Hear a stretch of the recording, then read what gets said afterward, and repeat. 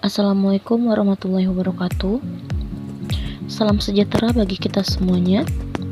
Puji dan syukur marilah kita ucapkan atas kehadirat Allah Subhanahu wa Ta'ala yang telah melimpahkan rahmat dan karunia-Nya kepada kita semua, sehingga kita dapat melaksanakan perkuliahan daring dalam keadaan yang kita rasakan seperti sekarang ini. Shalawat beserta salam, marilah kita haturkan kepada baginda kita, Nabi Muhammad SAW, yang telah membawa umatnya dari zaman kebodohan sampai zaman yang berilmu pengetahuan seperti yang kita rasakan saat sekarang ini.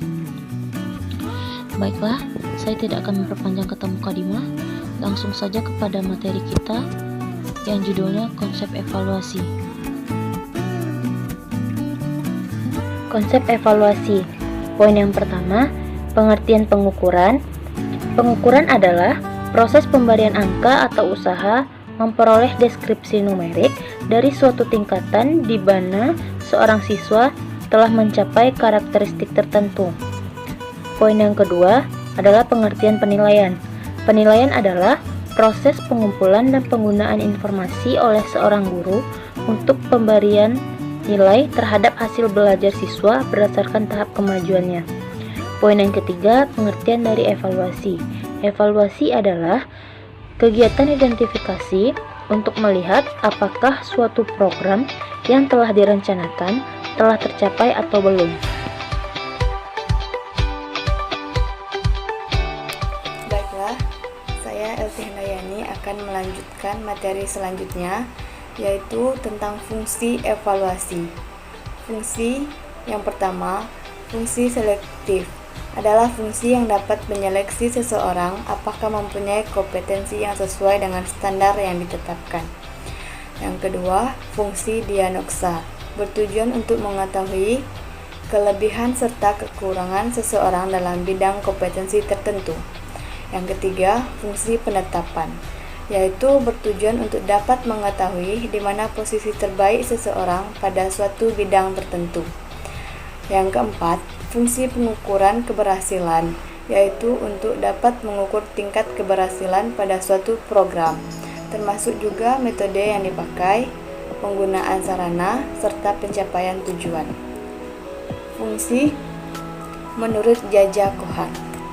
Yang pertama, dilihat dari segi peserta didik secara individu.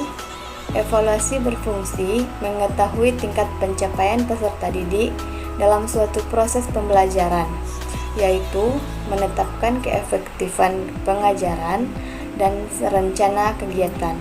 Yang kedua, memberi basis laporan kemajuan serta peserta didik. Yang ketiga, menetapkan kelulusan. Dilihat dari segi program pengajaran, evaluasi berfungsi terbagi menjadi tiga, yaitu memberi dasar pertimbangan kenaikan dan promosi peserta didik. Yang kedua, memberikan dasar penyusunan dan penetapan kelompok peserta didik yang homogen. Yang ketiga, diagnosis dan remedial pekerjaan peserta didik.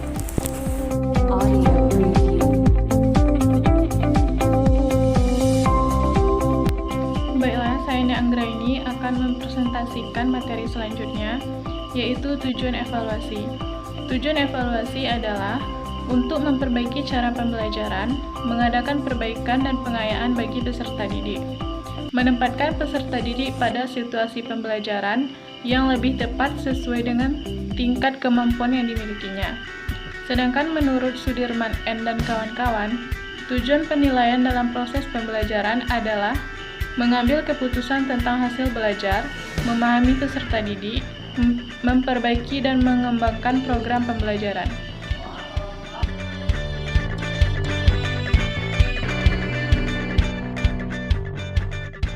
Melanjutkan materi yang disampaikan oleh rekan saya, yaitu tentang prosedur evaluasi.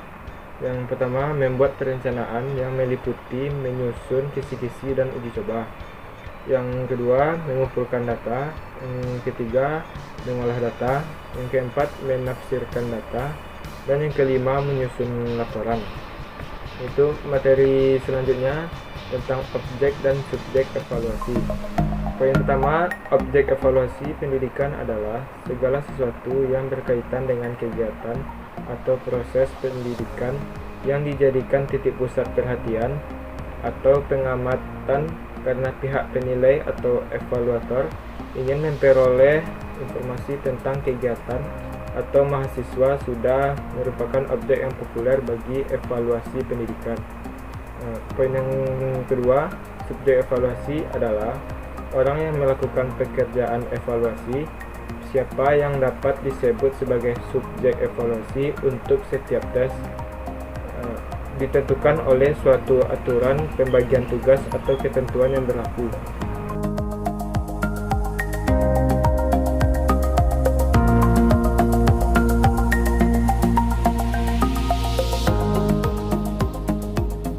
Yang terakhir mengenai prinsip penilaian. Yang pertama ada sahih, yaitu penilaian didasarkan data yang mencerminkan kemampuan yang diukur.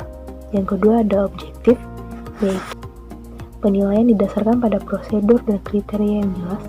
Adil, di mana penilaian tidak menguntungkan atau merugikan.